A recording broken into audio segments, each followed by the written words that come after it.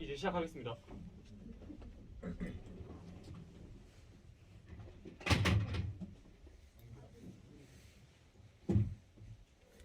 자, 지금부터 한국과학기술단체 총연합회 2022년 경북과학특강을 해주실 강사님을 소개하겠습니다. 주요 학력으로는 경북대학교 전자공학과 공학사, 경북대학교 경영대학원 경영학 석사, 주요 경력은 삼성전자 연구원에서 수석까지, 상무에서 자문역까지 역임하셨고, 대구 디지털 산업진흥원장 역임, 대구 창조경제혁신센터 C랩 1기 창업과제 선정하셨고요.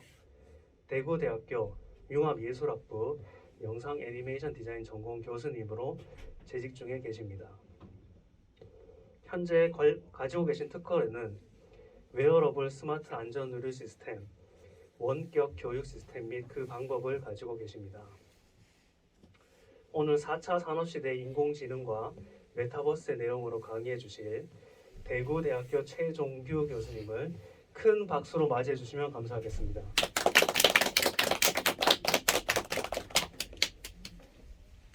모시기 어려운 교수님 모셨으니까 여러분들 집중해서 끝까지 잘 들어주시기 바랍니다. 그럼 강의 시작하도록 하겠습니다. 여러분 반갑습니다. 잘 들립니까, 여러분?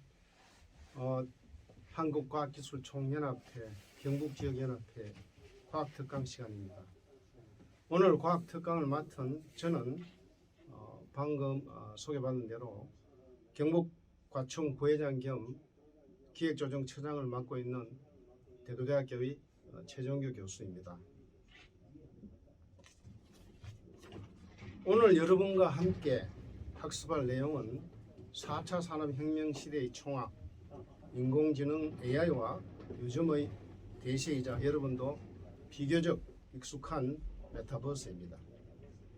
내용은 상당히 딱딱하고 중학과정에서 이해하기에는 다소 어려운 내용들이 많지만 미국의 중등 과정에서는 이미 활발하게 강의가 이루어지고 있고, 적어도 우리가 AI 개념 정도는 이해하고 또 사례 중심으로 지루하지 않게 강의 자료를 만들려고 노력하였습니다. 여러분, 사실 저는 이 경산중학교 1970년도 입학생으로 여러분보다 대략 40년 정도 선배되는 셈입니다. 오늘 이렇게 모교 후배들 앞에서 과학특강을 하게 되어서 참으로 영광스럽고 또 감회가 새롭습니다. 여러분의 적극적인 수업 참여 기대하겠습니다.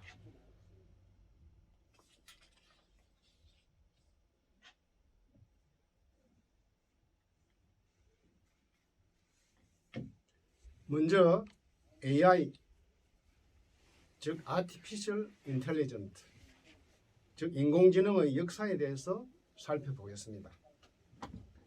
AI라는 용어는 존 맥카시 교수, 저 사진에 나오죠.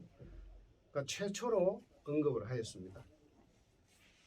AI를 활용하는 과정과 그 결과에 초점을 맞춰서 AI를 정의해 보면은 데이터와 알고리즘을 통해 의미가 있는 정보나 지식을 학습하여 사람의 업무를 효과적으로 보조 혹은 대체하거나 기존에 없었던 새로운 기능을 수행하게 하는 기술이라고 표현하고 싶습니다. 저 존 맥카시 교수가 스탠포드 대학의 교수, 아직도 활발하게 연구를 하고 있는 분입니다.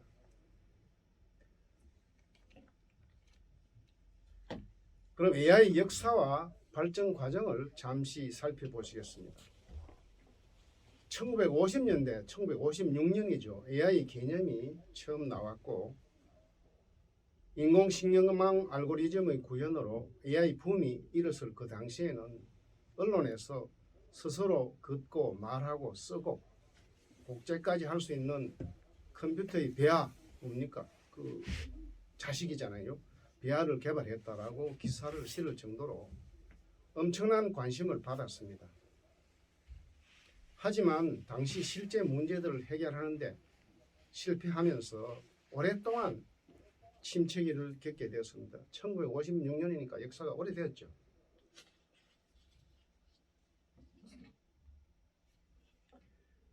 1980년대에 들어와서 기업 운영 시스템인 ERP로 AI가 다시 주목을 받았지만 이 역시 기대가 실망으로 이어지면서 다시 오랜 침체기를 맞게 되었습니다.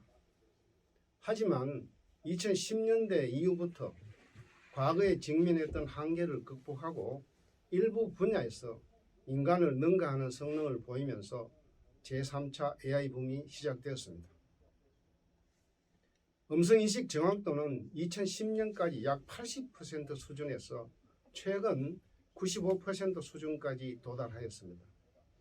여러분이 기억할 수 있을지 모르지만 2016년도에 AI를 장착한 알파고, 저기 저 바둑을 두는 그 알파고 로봇이죠. 알파고가 등장하여 당시 세계 최강의 우리나라 바둑 기사 이세돌을 꺾으면서 2대1로 꺾었죠. 일반인들에게도 AI 새로운 붐이 일어나는 계기가 되었습니다. 전 세계에 중계되고 굉장한 센세이션을 일으켰습니다. 그 이후에 중국의 커제도 이 알파고하고 싸워가지고 또 졌죠. 그래서 결국은 바둑계에서는 알파고가 세계 최강이 됐습니다. 최근에 AI가 비약적으로 발전한 그 중심에는 그림 아랫부분에 있는 그 AI 학습 방법인 머신러닝과 딥러닝이라는 기술이 있으며 음성이나 이미지 인식 등에서 혁신적인 성과를 창출해낸 것입니다. 과거 1990년대 기업 운영 시스템 ERP 같은 인공지능은 아래 오른쪽 그림과 같이 데이터베이스를 기반으로 하는 규칙 기반의 전문가 시스템이므로 지금의 AI 융합 시스템과는 차원이 조금 다른 개념인 것입니다.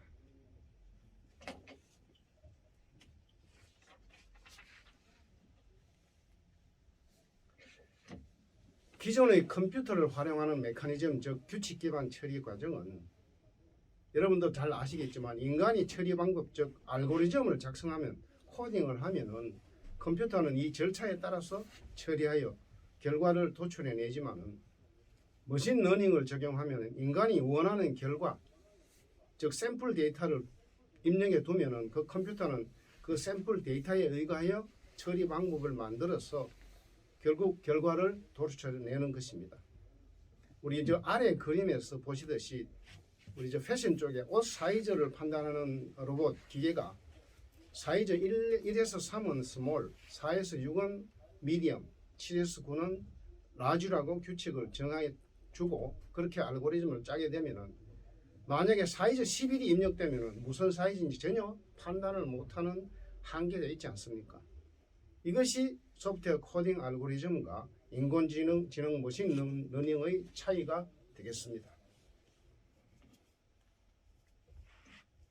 한편 딥러닝은 심층신경망 학습 모델을 사용하는 머신러닝으로 2000년대에 들어서서 대용량의 데이터, 향상된 컴퓨팅 파워, 알고리즘의 효율화에 힘입어서 성과를 내기 시작하였습니다. 1989년에 안 르쿤이라는 학자가 심층신경망을 처음 활용하여 손글씨 숫자 인식에 성공했는데 그가 숫자 10개를 학습하는데 슈퍼컴퓨터를 동원해서 3일 정도 걸렸다고 합니다. 앞에서도 말씀드렸듯이 머신러닝은 어떤 데이터에서 새로운 데이터가 제시된 것에 대한 예측을 목적으로 사용하는 기술로 코딩에 의한 판단, 즉 소프트웨어 알고리즘에 의한 판단이 아닌 입출력의 학습으로 판단하는 기술 영역인 것입니다.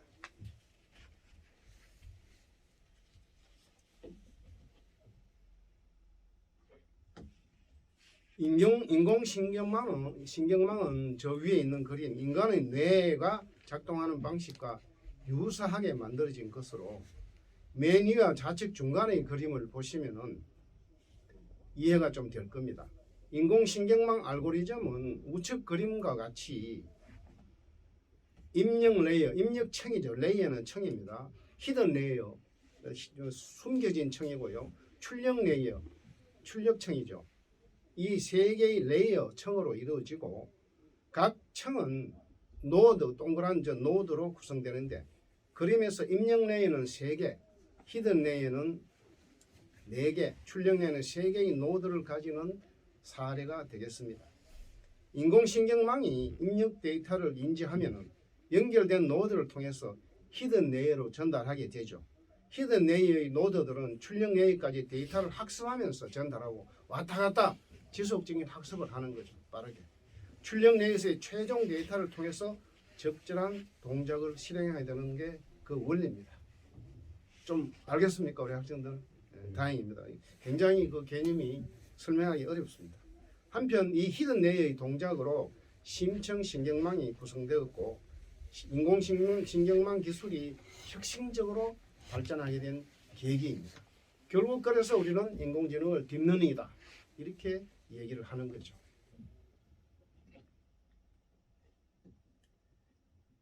AI는 인간이 가진 지적 능력을 컴퓨터를 통해 구현하는 기술과 제일 위에 그 네모 있잖아요. 보시면 되고요. 머신러닝은 컴퓨터가 스스로 학습하여 AI의 성능을 향상시키는 기술이 되겠고, 그리고 딥러닝은 그 속에서 인간 뇌의 신경세포 작용을 느슨하게 본딴 인공신경망으로 정보를 처리하는 기술로 히든 레이어로 인공신경망 청을 늘린, 즉 히든 레이어가 여러 개가 있어요. 그죠? 그러니까 심층 신경망 기술이 됩니다. 그 히든 레이어를 통해서 학습을 하는 것들입니다. 인공지능에는 컴퓨팅 기술과 데이터 마이닝으로 학습할 데이터를 정제합니다.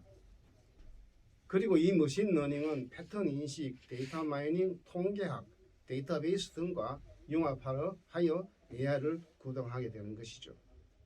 데이터 마이닝, 통계학, 이게 참 어려운 학문들인데 뒤에서 조금 설명을 드리고요. 한편 AI 대표적인 기술은 딥러닝을 기반으로 제일 밑에 있는 그 그림을 보면 되는데 자율주행 여러분들 잘 아시잖아요. 챗봇도 아시고 이미지 인식, GPU 즉 그래픽 처리 프로세서 등등이 있습니다. 위에 나오는 마이닝이라는 단어는 영어로 뭡니까? 광물을 채굴한다는 뜻이잖아요. 영어 잘하는 학생들도 아실 텐데 결국 데이터를 찾고 수집한다는 의미로 쓰이고 AI에서 그만큼 데이터가 중요하다는 것을 나타내는 그림입니다. 그래서 빅데이터, AI 항상 같이 움직이는 거죠.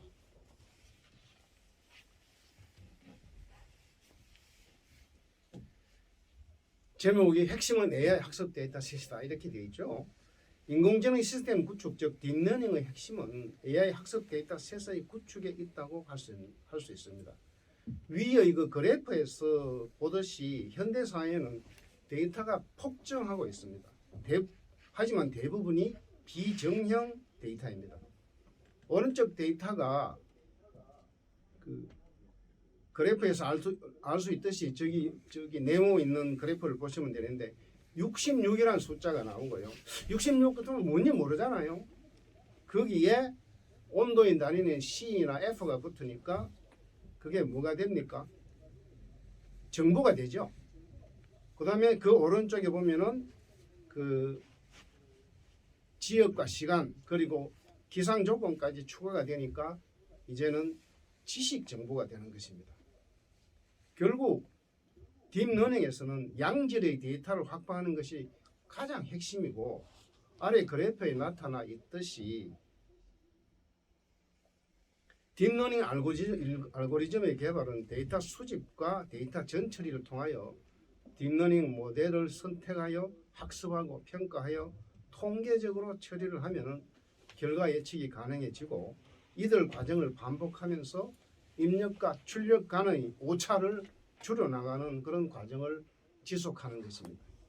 여기서 데이터 전처리라는 용어가 나오는데 위에 비정형 데이터를 정형화적 지식 정보화 과정을 통하여 딥러닝을 가능해 하는 작업을 말합니다. 우리가 인공지능을 만들기 위해서는 어떤 데이터의 주소, 번지, 꼬리표를 달아가지고 인식할 수 있도록 컴퓨터가 그 어노테이션이라고 하거든요.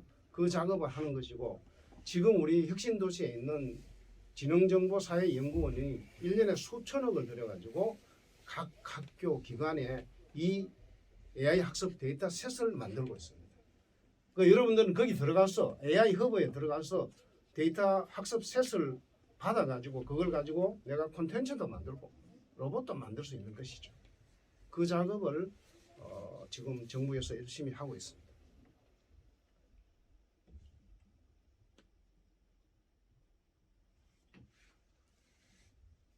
알고리즘의 한 사례입니다. 뭐 계속해서 알고리즘들이 연구되고 좋은 것들이 나오는데 CNN의 사례입니다. 즉 컨볼루셔널 신경망은 딥러닝 알고리즘의 한 종류로서 이미지, 영상이잖아요. 이미지나 비디오, 텍스트, 글자잖아요. 또는 음향, 사운드잖아. 를 분류하는 데 많이 사용되는 알고리즘입니다. 아래 그림은 이 CNN이 입력된 사과, 즉 빨간 사과 보이죠? 사과 영상의 특성을 직접 추출하고 학습하는 과정을 그린 것으로 미리 사과의 특징들을 전부 입력된 특징들을 학습한 것을 기준으로 전차, 오차를 줄여나가면서요. 처음에는.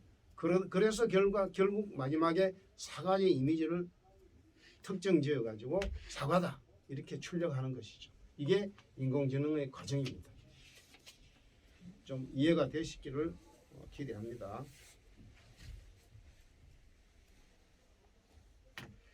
앞에서 본 바와 같이 AI는 다양하게 발전하고 있으므로 여기서 이제 뭐 다 볼 수 없고 우선 AI 기술 전반의 맵을 잠깐 본 다음에 핵심적인 기술을 몇 개 설명드리겠습니다. 먼저 딥러닝은 AI 붐을 일으킨 주역이라고 말씀드렸고 딥러닝 알고리즘을 활용해서 사진을 보고 그 사진이 개인지 고양이인지 맞출 수가 있습니다. 이런 기술을 우리는 객체 인식 기술이라고 하죠. 이 객체 인식 기술을 이용해서 제품 생산 공장에 자동으로 이상하면 불량 사진 보고요. 불량을 검출해내고 그런 시스템도 만들고 제작합니다. 이런 과정에서 복잡한 연산이 필요하기 때문에 우리는 뭐 병렬 연산에 최적화된 그런 GPU, 그래픽 프로세서 유닛가 들어가 있는 컴퓨터를 사용하는 것.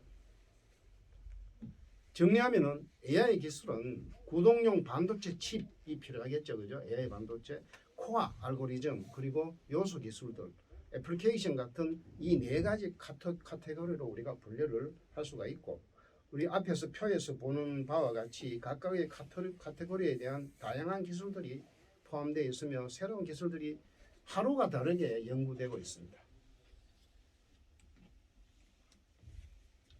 AI 요소 기술은 사람이 듣고 말하고 보고 추론하고 움직이는 등의 기본적인 행위를 코어 알고리즘을 통해서 구현하는 것인데 잘 안 보이죠, 여러분? 이들 요소 기술을 바탕으로 각종 AI 애플리케이션이 개발되므로 가장 핵심적인 분야라고 말씀드리겠습니다. AI 요소 기술은 크게 언어 이해, 시각 이해, 추론과 예측, 동작 제어 분야로 구분할 수 있는데 이들 중에 언어 이해 분야에는 음성 처리, 자연어 처리, 이건 제가 말하는 자연어 처리잖아요. 그 다음에 시각 이해 분야에는 객체 인식, 이미지 생성 등등이 있습니다. 우리 저 슬라이드 표에서는 AI 요소 기술 총 4개 분야로 이렇게 그리고 그 4개 분야가 총 12개의 기술로 분류가 되어 있죠. 조금 딱딱한데 빨리 지나가겠습니다. 음성 처리 기술은 사람의 음성에서 파악할 수 있는 정보를 인식하거나 음성을 만드는 기술입니다. 우리한테 익숙한 기술입니다. 음성을 글자로 바꾸는 스피치 투 텍스트. 텍스트는 글자잖아요. 그죠? 글자를 음성으로 바꾸는 텍스트 투 스피치. 그죠? 음성으로 말하는 사람을 구분해내는 화자 인식, 또 음성으로 말하는 사람의 감정까지 파악하는 음성 기반 감정 인식 기술 등이 개발되어 있습니다. 음성 인식은 딥러닝이 적용되면서 성능이 급격하게 향상되었는데 여러분들 잘 아는 구글의 음성 인식 기술의 오류율이 5% 이하 4.9% 정도로 우리 사람이 일반적으로 음성인식 정확도는 95% 수준을 능가하는 성과를 도출한 것이죠. 사람보다 음성인식 분야는 낫다, 구글이. 이렇게 얘기할 수 있겠습니다.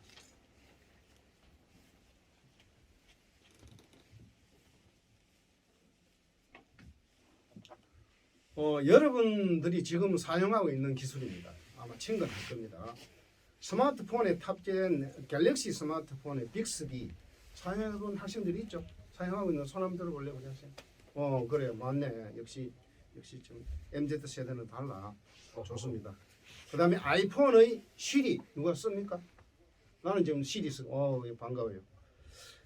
같은 이런 가상 서비스를 말하는 것인데 사용자가 가상 비서에게 질문이나 명령을 하면은 사용자가 한 말이 화면에 텍스트 즉 문자로 표시되므로 편리하죠, 그죠? 저는 운전하면서 가끔 급하게 문자를 보내야 할 경우에는 주로 내 목소리로 문자를 입력하는데 이 가상 비서의 답변이 때로는 엉터리일 때가 많습니다. 내가 이 경상도 사투리를 쓰니까 인식이 더 잘 안 되는 것 같아요. 사실상 상당히 그렇지만 편리한 건 사실이죠, 그죠? 운전하면서도 안전을 고려하면서 입력을 할 수 있으니까. 이런 기술이 바로 AI 요소 기술인 자연어 처리입니다. 하지만 여러분도 경험했지 싶은데 잡음이 있거나 여러 사람이 대화하는 상황에서는 이 음성인식 정확도가 크게 떨어지는 그런 문제가 있기 때문에 구글이나 마이크로소프트 등을 비롯한 많은 빅테크 기업들이 다양한 환경에서 음성인식 정확도를 향상시키자 열심히 지금 연구하고 있습니다. 이번에는 시각 이해 분야의 요소 기술인 이미지 생성 기술입니다. 이미지 생성은 말 그대로 생성 모델을 통해서 새로운 이미지를 만들어내는 기술입니다. 객체 인식 기술은 고양이 사진 수만 장을 학습한 후에 지금 왼쪽에 보면 학습을 하고 있죠. 주어진 이미지가 고양이인지 아닌지를 맞추는 것이고 반면에 이미지 생성 기술은 고양이 사진을 수만 장 학습한 후에 새로운 고양이 사진을 만들어내는 것입니다. 사람 고유의 영역이라고 생각했던 생성, 창조 영역까지 AI를 활용할 수 있게 된 그런 셈입니다. 그렇죠? 이런 내용은 조금 재밌죠? 덜 딱딱하고 중간중간 섞어놨어요. 이미지 생성 기술은 GAN이라는 모델을 통해서 주로 구현되는데 텍스트 글자를 입력하면 해당 이미지를 만들어주는 스택간이라는 게 있고요. 또 그림을 입력하면 사진처럼 변환해주는 사이클간, 사람의 성별, 표정, 노화 정도를 변환해주는 스타간 등 다양한 파생 기술이 사업화되고 있습니다. 저화질 이미지를 고화질로 개선하는 것은 물론 잘리거나 훼손된 이미지도 복원할 수 있습니다. 여러분 헌사진 복원하는 거 가능하잖아요. 이게 바로 AI를 쓰는 것이죠. 간단한 스케치를 하면은 스케치 기반의 새로운 이미지를 생성해서 사람 대신 제품을 디자인할 수도 있고요. 좀 디테일 콘텐츠나 자동으로 우리 웹툰도 그릴 수 있고요. 그런 것들을 생성할 수 있고 또 게임이나 캐릭터를 새롭게 생성하거나 기존 캐릭터의 여러 표정, 자세 등을 자동으로 만들 수 있기 때문에 이 부분이 굉장히 활발하게 사용되고 있습니다. 실제. 여러분들이 보는 웹툰이 어떻게 보면 AI가 그린 웹툰이다 이렇게 생각해도 과언이 아니죠.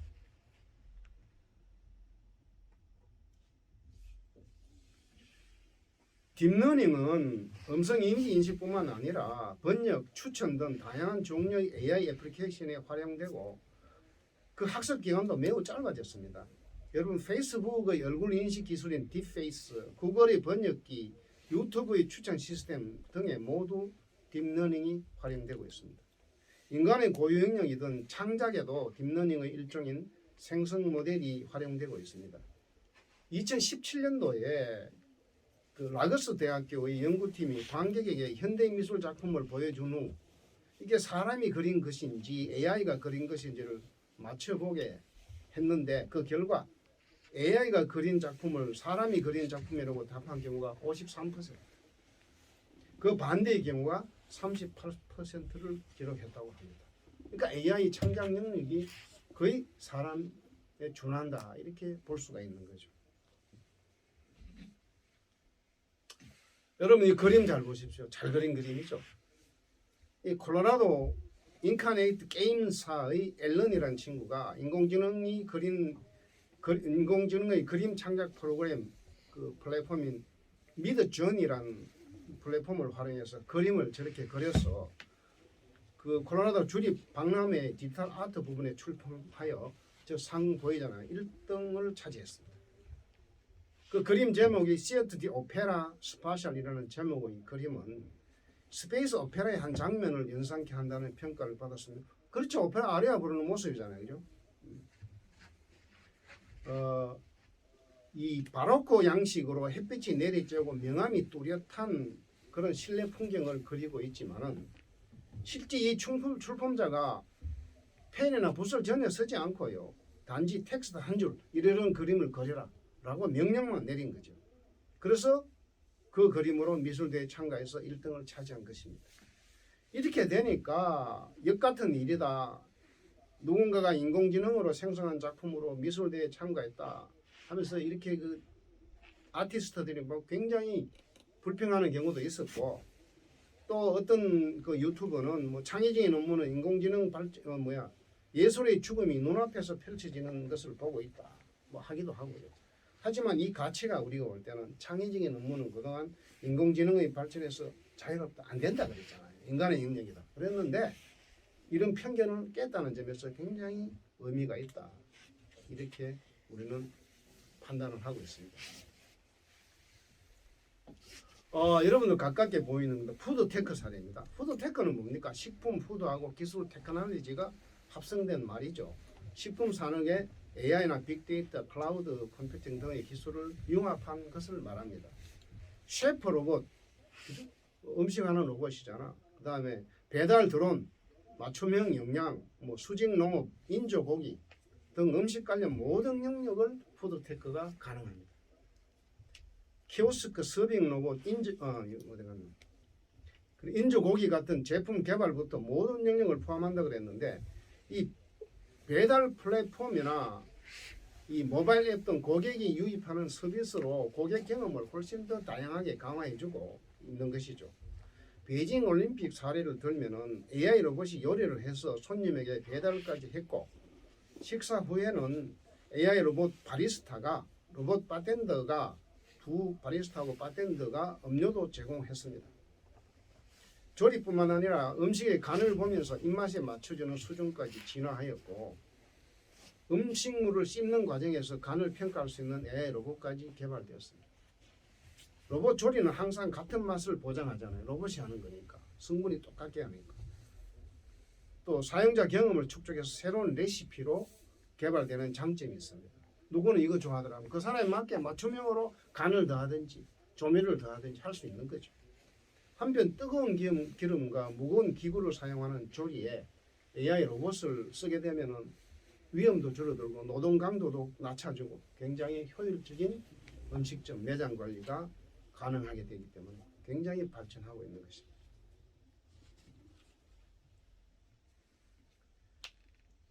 최근에 메타, 페이스북 이름이 메타입니다. 메타 AI 갤럭티카라는 이 플랫폼인데 과학 논문 작성에 도움을 주는 훈련된 대형 언어 모델을 발표했는데 이거 3일 만에 폐쇄되고 말았습니다. 4,800만 개 이상의 논문과 교과서 참고 자료, 화합물이나 단백질 등에 관한 과학 지식 소수를 학습하였고 이 갤럭티카가 그죠? 그 다음에 이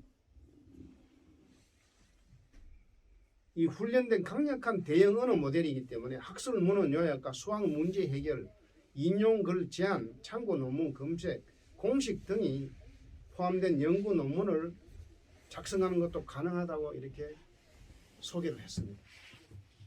그러나 공개 직후에 전문가들이 직접 써보니까 인종차별적인 문제가 있고 또 부정확한 결과를 내놓기도 하고 또 사실인가 하고 허구, 우리가 위키피디아 같은데 허구를 올릴 수도 있잖아요. 그죠?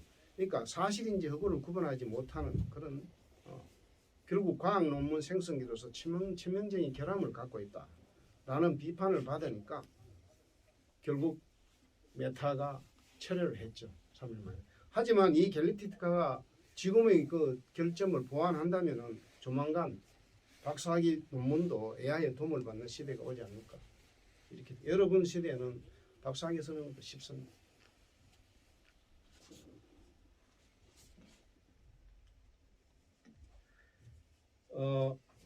비교적 여러분들이 관심 있는 분야입니다. AI를 기반으로 이 네트워크, 빅데이터, IoT 등 4차 산업 기술의 집약체잖아요. 집합체인 자율주행 자동차를 한번 예를 들어 보겠습니다. 우리는 주행 자동화 레벨을 6단계로 규정하고 있는데 0에서 5까지입니다. 순전히 운전자가 100% 운전하는 레벨 0부터요. 그 다음에 운전자 없이 시스템이 100% 운전하는 레벨 5까지가 있는데 현재 출시되는 우리 최신 자동차는 자율주행 레벨이 레벨 2, 즉 부분 자동화 수준까지 가고 있습니다. 하지만은 지금 조건부 자동화 레벨인 레벨 3까지는 상용화를 앞두고 있는 실험을 하고 있고요. 이 데이터 처리 속도가 빠르고 분석에 능한 인공지능 시스템이면은 이게 우리가 사람과 자동차가 막 뒤엉켜 가지고 복잡하고요. 로타리 같은데 얼마나 복잡합니까? 그 다음에 뭐 시시각각 교통 상황이 변하고요. 도로교통. 그러니까 이걸 다 따라가지 못하기 때문에 시내 도로를 이용하는 승용차 쪽보다는 자동차 전용 도로, 고속도로 같은 걸 주로 이용하는 화물 트럭 쪽에서 자율주행이 먼저 상용화될 것으로 이렇게 예측을 할 수가 있죠. 사례로 이제 그 미국에서 그 오른쪽 밑에 있는 그림인데 1530km 구간을 자율주행 화물차가 신선식품을 성공적으로 시험 운송에 성공했습니다.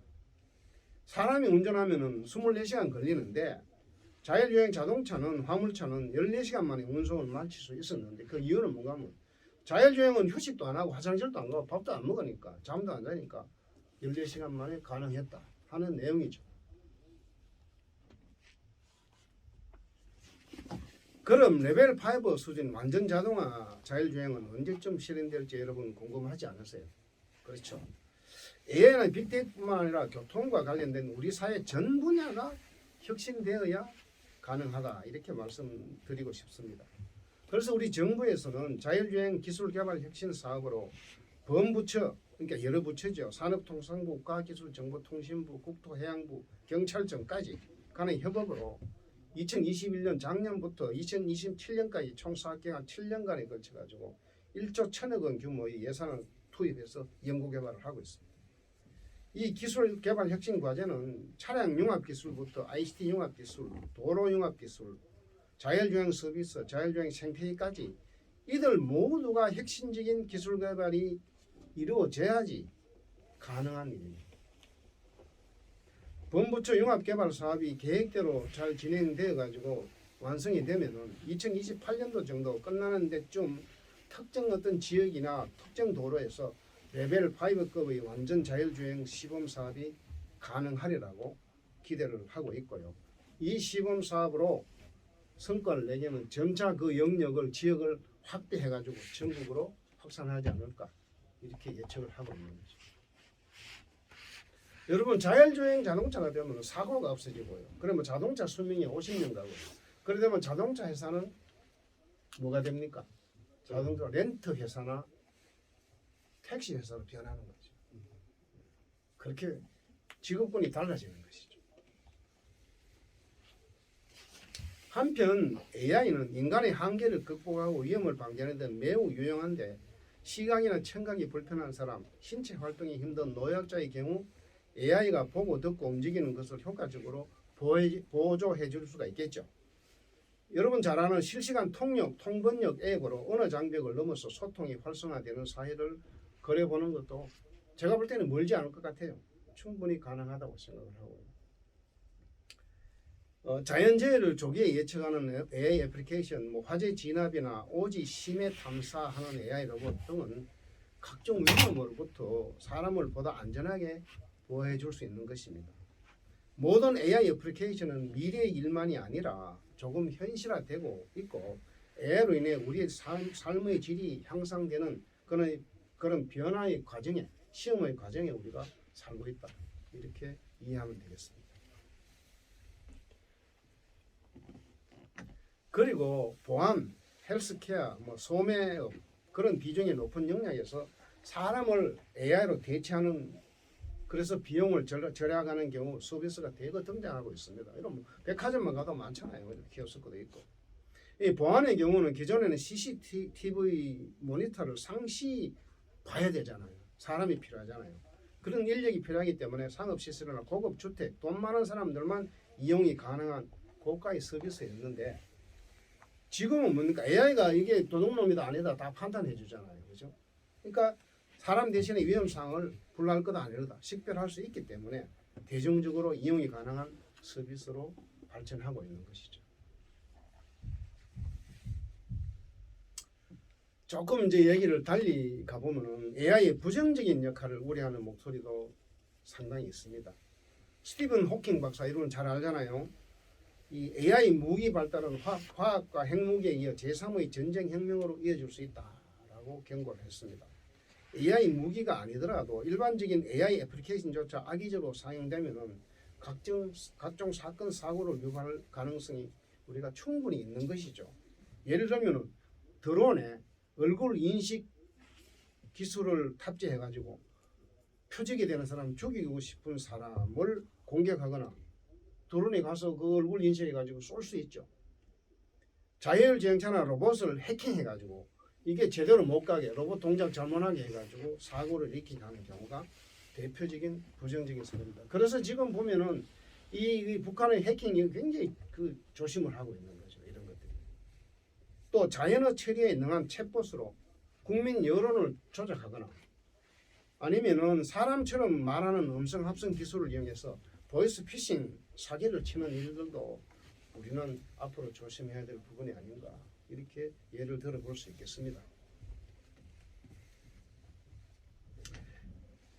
AI는 다방면에서 성과를 내고 있지만 뭐 한계도 아직은 있습니다.